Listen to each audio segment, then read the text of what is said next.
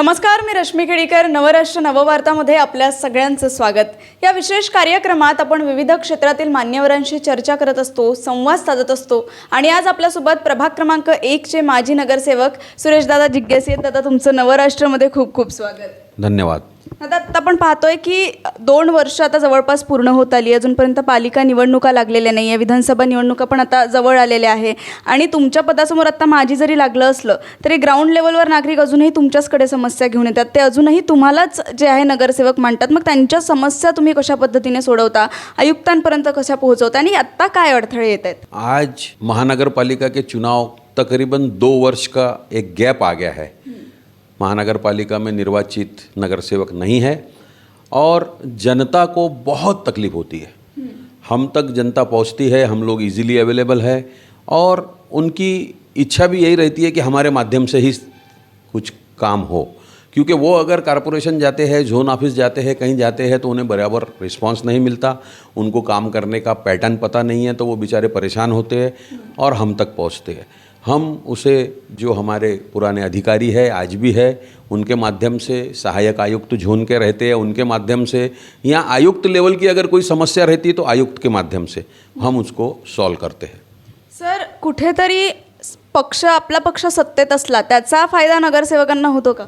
हो ना, ते तर नक्की होतेच. पण हमने ये देखा है कि सत्ता में नहीं रहते हुए भी हमने सत्ता वालों से ज़्यादा काम कराए हैं. ये एक हमारी उपलब्धि है.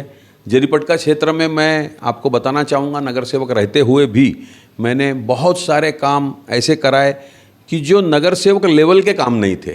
पण कुठेतरी दादा आपल्याकडे सत्ता म्हणजे आपली तुमच्याकडे पद असलं किंवा अधिकार असला तर पटकन कुठलंही काम अधिकाऱ्यांनी होतं. मग आत्ता त्याच्यात काय फरक जाणवतोय? खूपच फरक आहे. सत्ता होते, अधिकार होते, त्याचा मतलब फायदा मिळते आम्हाला. आता नाही आहे तरी पण ते काम होतात, पर ते थोडं उशिराने होतात. आणि निधीचं दादा कसं? कारण जेव्हा पद असतं तेव्हा एक निधी आपल्याला भेटायचा, फंड मिळायचा. आत्ताही तुम्ही जनतेसाठी जे आहे कार्यरत आहेत, त्यांच्या अनेक समस्या सोडवताय, कुठे कुठे निधीची गरज पडते. मग आता कशा पद्धतीने तो निधी आणता? निधि तो अभी हमारे अधिकार क्षेत्र में नहीं है, तो हमको सहायक आयुक्त जो हमारे मंगलवारी जोन के है, आसीनगर जोन के है, जहाँ जहाँ से भी रहते हैं, हम उनसे निवेदन करते हैं और कमोबेश तकलीफ थोड़ी होती है मगर उनके माध्यम से हमें उपलब्ध हो जाती है. दादा, कधी कधी म्हणजे तुमच्या कार्यकाळामध्ये तुम्ही एखादी महत्त्वाचं काम केलं, म्हणजे आपण म्हणतो हे काम आपण केलं तर ते रिमार्केबल आहे आणि तुम्ही केलेल्या कामावर तुम्ही समाधानी आहात का? हो, मैं जब नगर सेवक था जरीपटका में, एक सबसे बड़ी विकराल समस्या थी कंजर्वेंसी लाइन की सफाई. कंजर्वेंसी लाइन मीन्स ऐसा होता है, दोनों तरफ की जो लाइन है मकानों की, उसके बीच की गटर लाइन की जो लाइन रहती है, और उसके तरफ सभी का दुर्लक्ष्य था. हमारे से पहले भी जो रहे होंगे 20-25 सालों से उसकी सफाई नहीं हुई थी और इतने लंबे समय से उसकी सफाई नहीं होने के वजह से वहाँ कचरा, गार 6-6, 7-7 फुट तक जम गया था. लोगों की खिड़कियाँ तक नहीं खुलती थी पीछे की. तो हमने उसको साफ़ करने का बीड़ा उठाया. फिर समस्या आ गई कि वो बार बार वैसी हो जाएंगी, तो उसको हमने फ्लोरिंग किया. उस वक्त मंत्री महोदय डॉक्टर नितिन राव साहब थे, उनके फंड लेके हमने उसको फ्लोरिंग किया, गटर लाइन नहीं डाली. तो आज उसका फ़ायदा यह मिल रहा है कि आने वाले 25-50 साल वहाँ गटर की समस्या नहीं है. पर अब आपके प्रभाग में प्रमुख समस्या कौन सी है? अभी हमारे प्रभाग में सबसे बड़ी समस्या ये है कि पिछले कुछ सालों से गटर लाइन की डिसिल्टिंग नहीं हुई है. जो तत्कालीन नगर सेवक थे अभी, उन्होंने उस ओर कुछ भी ध्यान नहीं दिया, जिसका दुष्परिणाम ये हुआ कि गटर लाइनें भर के चल रही है. हमने अपने टाइम में हर प्रकार का ध्यान रखा. हमारी पूरी टीम, मेरे साथियों की, मेरे जो साथ काम करते, हमारे कांग्रेस पार्टी के जाबाज जो हमारे वर्कर है, उन्होंने पूरा मेरा साथ दिया और हर प्रकार, चाहे वो साफ़ सफाई हो, चाहे पानी की समस्या हो, चाहे बिजली की समस्या हो, चाहे गटर लाइन की हो, चाहे रोड्स की हो, बेसिक एम्यूनिटीज़ जितनी भी थी, हर काम के लिए हमारे यहाँ एक टीम काम करती थी और एक टीम वर्क से हमने काम किया, जिसका बहुत ही सुंदर प्रतिसाद हमें मिला. म्हणजे तुमच्या कार्यकाळात खूप मोठ्या प्रमाणात जो आहे विकास झालेला आहे आणि अजूनही तुम्ही विकास जे आहे करतच आहात. दादा, तुम्ही काँग्रेसमध्ये जे आहे सातत्याने तुम्ही कार्यरत आहात. एक काळ होता की नागपूर हा काँग्रेसचा बालेकिल्ला असं म्हटलं जात होतं, पण आत्ता आपण नागपूर म्हटलं तर गडकरी आणि देवेंद्र फडणवीस साहेबांचा बालेकिल्ला असं म्हटलं जातो. मग असं असताना काँग्रेससमोर आता काय आव्हान आहेत? काँग्रेसचा बालेकिल्ला नागपूर आजही आहे. आम्ही येत्या निवडणुकीत दाखवू. आमचा काँग्रेसचा एक खूबच व्यवस्थित संगठन आहे और बहुत ही अच्छे तरीके से हम संगठन के माध्यम से चुनाव लड़ेंगे. म्हणजे यावेळेस आपल्याला निवडणुकीमध्ये काँग्रेसची सत्ता पाहायला मिळणार तर? नक्की 100%. आणि साहजिक आहे दादा, तुम्ही इतक्या वर्षापासून सातत्याने जे आहे जनतेसाठी कार्यरत आहे. एका फोन कॉलवर तुम्ही त्यांचे सगळे कार्य करता आणि त्याचीच पोचपावती म्हणता येईल की आजही तुमच्यासाठी हे सगळे आहे. दादा, शहराच्या दृष्टिकोनातून काँग्रेसची काय तयारी आहे म्हणजे शहराच्या विकासासाठी?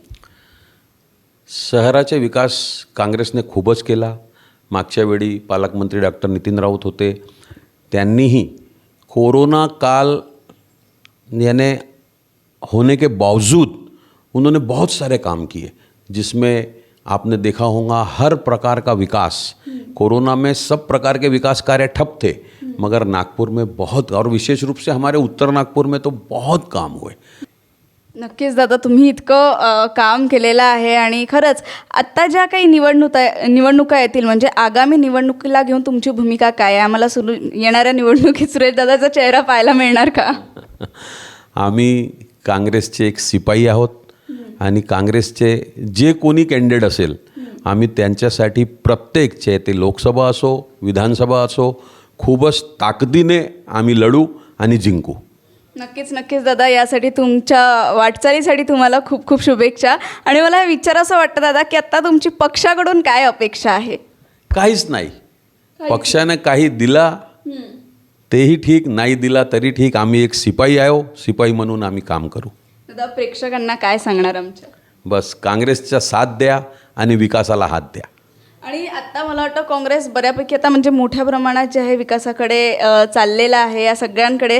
दादा, मला विचारावंसं वाटतं की आता जे काही म्हणजे आता प्रशासक राजवर आपण येऊया की प्रशासक राज सुरू आहे कुठेतरी या सगळ्या, मला वाटतं इतिहासात हे पहिल्यांदाच असं झालं आहे की इतका वेळ जो आहे हा प्रशासक राज होता आणि ह्याच्यात कुठेतरी नागरिकांचा खोळंबा होतो आहे, कुठेतरी माजी नगरसेवकांना खूप मोठ्या प्रमाणात त्रास होतो आहे. तर या सगळ्यासाठी जबाबदार कोण असं तुम्हाला वाटतं? नक्कीच भाजपा शासन. 2 वर्ष करीब करीब हो रहे हैं महानगर पालिका की निवडणूक नहीं हो रही है. और क्यों नहीं हो रही है कि इनको अपना राजनीतिक लक्ष्य साधने में कहीं तकलीफ आ रही है, इसलिए ये लोग महानगर पालिका के चुनाव नहीं ले रहे.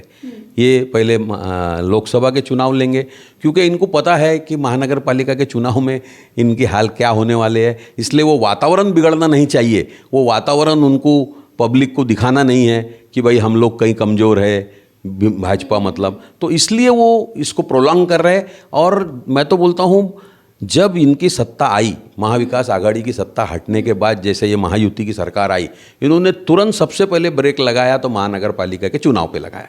क्यों लगाया? जबकि सबसे ज़्यादा अगर पब्लिक को किसी से इंटरेक्शन रहता है तो वो कड़ी है महानगर पालिका और पब्लिक के बीच की नगर सेवक. आप नगर सेवक को ही हटा दिया आपने और सुप्रीम कोर्ट में केस डाल के वो केस ही नहीं लगने दे रहे बोर्ड पे आप लोग. क्या है ये?